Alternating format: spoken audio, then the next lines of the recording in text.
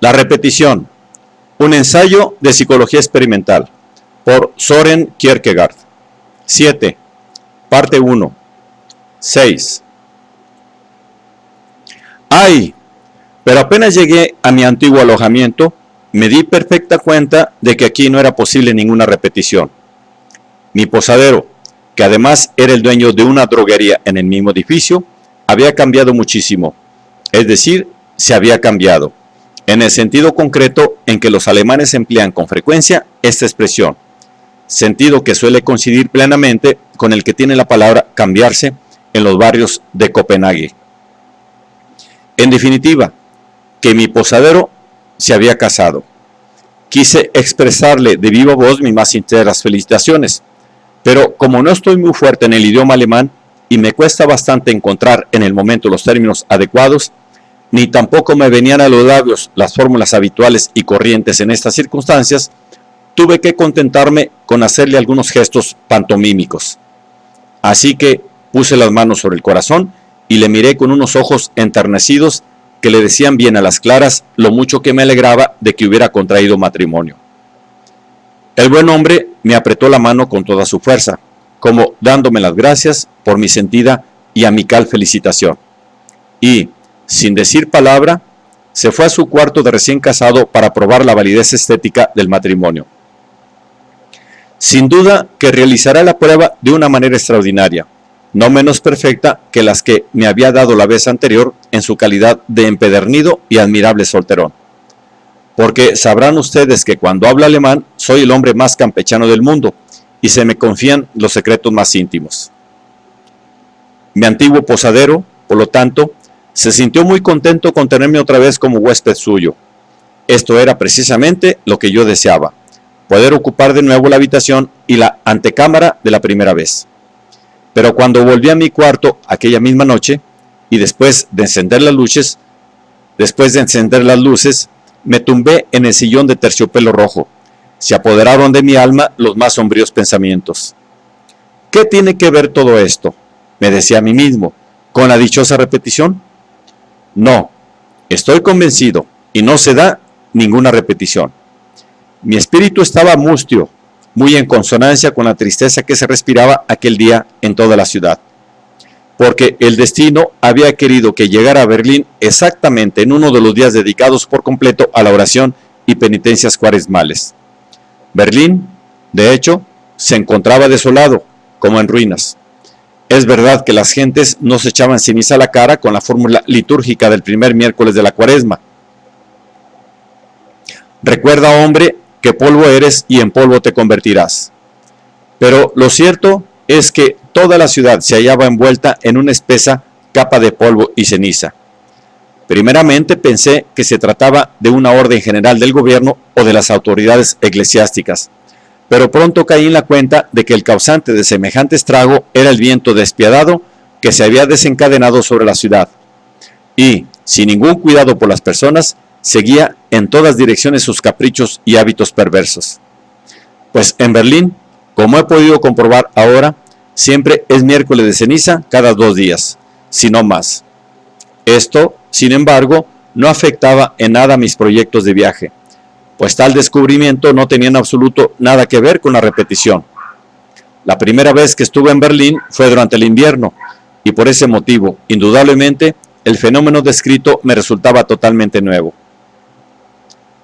Cuando el viajero se ha instalado en un alojamiento tan cómodo y confortable, experimenta la impresión agradabilísima, muy agradable, de que posee un trampolín admirable para lanzarse a la caza de acontecimientos importantes y un estupendo escondrijo al que volver con el botín de sus presas y poderlas devorar a solas en su seguro rincón, algo en lo que, por cierto, este viajero encuentra uno de sus mayores gozos, ya que a él, como le sucede a algunos animales de rapiña cuando devoran su presa, tampoco le gusta que le estén mirando durante la faena. Esta, creo yo, que es la mejor manera de llegar a conocer de veras las cosas más típicas de una gran ciudad. Los viajeros exprofeso, es decir, los turistas y otros hombres de negocios, no parece en realidad que buscan otra cosa que ver, tocar y oler lo mismo que hicieron los turistas que les precedieron, poniendo todo su interés en anotar con pelos y señales todas las características y especialmente los nombres de los principales monumentos visitados, sin olvidar nunca, como recompensa de su meticuloso esfuerzo, estampar sus firmas en los álbumes de visita de los reseñados monumentos. Para facilitar un poco el esfuerzo, se ha contratado antes un londinier, que es lo mismo que comprarse Das Ganze Berlin por 4 centavos. Este método convierte al turista en un observador completamente imparcial, tan imparcial que sus testimonios son dignos de toda fe en el caso de cualquier intervención policial. En cambio, cuando no se es turista o un viajero de profesión, se deja uno guiar gustoso por el azar y descubre con frecuencia muchas cosas que los profesionales no han visto siquiera. Entonces se deja de lado lo esencial, lo que todo el mundo se precia de haber visitado, y siguiendo la aventura logra no pocas noticias y conocimientos de sabor personalísimo. Un viajero así de despreocupado y arbitrario tiene, por lo general, muchas cosas que contarles a los demás, pero si lo hace, corre fácilmente el peligro de levantar no pocas sospechas sobre su conducta moral en los ánimos delicados de sus intachables oyentes. Lo primero que piensan estas buenas personas es que debe quedar excluido inmediatamente de la sociedad civilizada todo aquel que ha salido al extranjero y no ha estrenado todavía el ferrocarril. Y no se diga nada del que ha estado en Londres y no ha viajado por el túnel bajo el Támesis, o del que estuvo en Roma y se encariñó con pasarse las horas muertas en uno de sus distintos recoletos, gozando lo indecible, aunque sin dignarse visitar antes de su partida ni una sola de sus colosales maravillas arquitectónicas o museos. Berlín tiene 3 teatros. Todo el mundo dice que las óperas y los ballets que se representan en el Teatro de la Ópera son algo verdaderamente großartig. Las obras que se ponen en escena en el Teatro Real son, según programa, instructivas y formativas, no solo para deleite. Yo, personalmente, no puedo decir si esto es verdad o mentira, pues nunca he asistido al Königstadter Theater. Los turistas no suelen asistir a las representaciones que se dan en este teatro, aunque, a decir verdad, cosa que no carece de cierta importancia, lo visitan con más frecuencia que otros 2 establecimientos culinarios no muy alejados del teatro, y en los que un danés puede refrescar deliciosamente sus recuerdos en torno a Lars Mathiesen y Kellet. Cuando desembarqué en Stralsund, leí en el periódico que el Königstadter tenía en cartel para toda la temporada el Talismán. Esta noticia me causó una inmensa alegría y me hizo recordar particularmente las representaciones que ya había visto en este teatro durante mi primera estancia berlinesa. Todo esto suscitaba en mi alma los más profundos recuerdos de mi pasada juventud. Porque sin duda no hay ningún joven, a no ser que carezca por completo de fantasía, que no se haya sentido alguna vez cautivado por el encanto fascinante del teatro y no haya deseado, con ardor, representar en las tablas algún papel importante, con el fin de poder contemplarse a sí mismo, como si fuera su propio doble, al encarnar la realidad soñada. Y no solo contemplarse, sino también oírse y verse multiplicado o dividido en un sinfín de personajes distintos, aunque, con todo, arraigados y dimanados de alguna manera de lo más entrañable de su personalidad.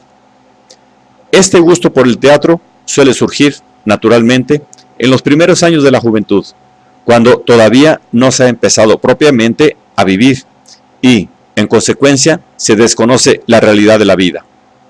En esa edad feliz, solo la fantasía ha despertado en su sueño típico de la personalidad, mientras las demás facultades siguen durmiendo tranquilamente.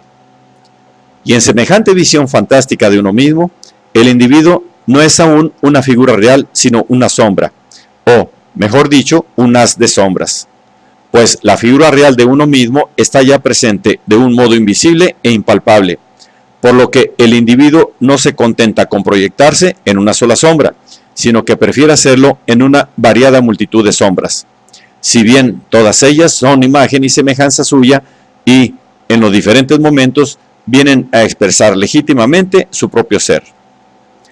Todavía no se ha descubierto la personalidad y solamente se barrunta la energía y el coraje de la misma en la pasión que provoca la posibilidad. Se puede afirmar que en la vida espiritual acontece un fenómeno que es típico en el desarrollo de algunas plantas, a saber, que lo último que se forma es el cogollo. A pesar de todo, es muy conveniente y necesario que esta existencia en forma de sombras alcance su desarrollo adecuado y plena satisfacción. Para un hombre jamás será una ventaja el no haber tenido la ocasión de vivir durante cierto tiempo esta forma de existencia. Claro que, por el lado contrario, también resulta una cosa bastante trágica o cómica, según se la mire, el que un hombre se equivoque lamentablemente y gaste toda su vida en existir de esa forma.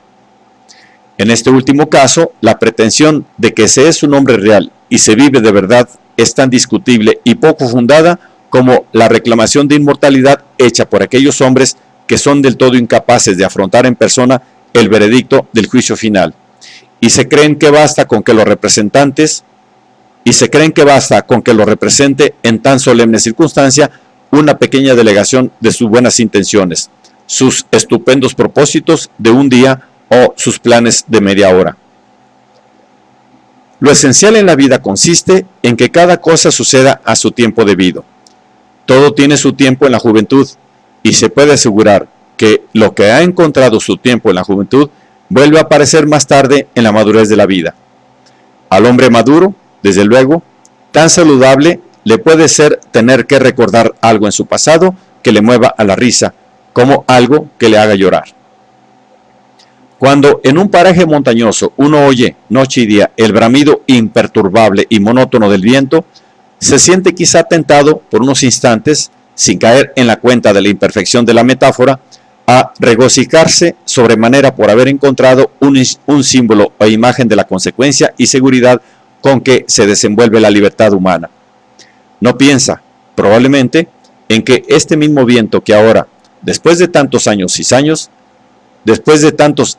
y años, tiene instalada su morada en altas montañas, no existía para nada y llegó a ellas completamente como un desconocido, desatando de repente toda su furia salvaje y su indómita fuerza por sus gargantas y desfiladeros, ora produciendo silbidos impresionantes de los que él mismo se sobrecogía, ora un rugido espantoso del que él mismo parecía huir amedrentado, ora un lamento quejumbroso del que él mismo ignoraba el origen, ora un suspiro hondo como si hubiera brotado de la angustia escondida del abismo, un suspiro tan hondo que al mismo viento le entraba miedo y dudaba si seguir habitando en tales parajes inhóspitos, ora exhalando el grito lírico de una repentina alegría desbordada, hasta que al fin logró dominar y modular los tonos de su propio instrumento y consiguió armonizarlos en esta melodía monótona e imperturbable que viene ejecutando día y noche después de tantos siglos. Así, yerra la posibilidad del individuo entre sus propias posibilidades, tan pronto descubriendo unas como otras. Pero la posibilidad del individuo no es algo que solamente quiere ser oído, algo que pasa y huye como el vendaval, sino algo que además configura y, en consecuencia, quiere también ser visto y contemplado con los propios ojos. Por eso mismo, cada una de sus posibilidades es para el individuo como una sombra sonora. El individuo escondido tiene tan poca fe en los grandes sentimientos y emociones ruidosas como en los astutos y susurrantes murmullos de la maldad. Tan poca fe en el júbilo dichoso de la alegría como en los lamentos infinitos de la pena.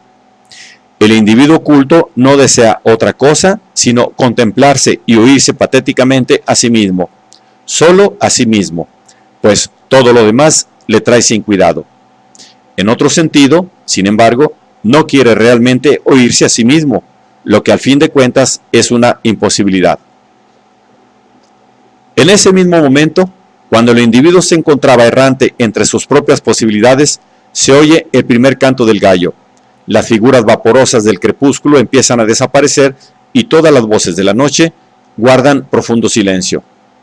Si no es así, si las formas crepusculares y las voces nocturnas permanecen, entonces hemos entrado en un dominio totalmente distinto, en el dominio en que todo acaece bajo la mirada angustiosa y vigilante de la responsabilidad, en el dominio que podemos llamar de lo demoníaco.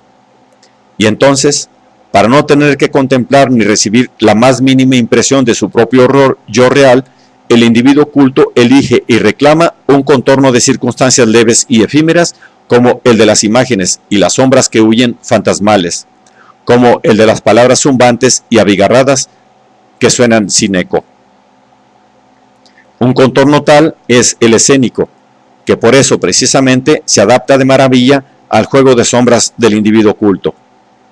Bajo una de las sombras, en las cuales se descubre a sí mismo y cuya voz es la suya propia, hay quizá un capitán de ladrones, y tal individuo necesita reconocerse a sí mismo bajo este disfraz, encarnando la figura valiente del ladrón, con su mirada rápida y penetrante, con los rasgos de sus mismas pasiones reflejadas en el rostro surcado de arrugas y con todas sus demás características, sin que falte ni una sola.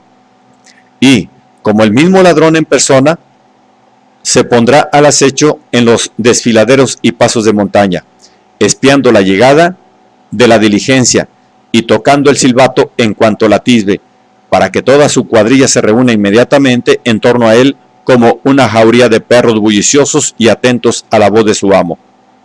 Será cruel e imperdonable el desmantelar la diligencia.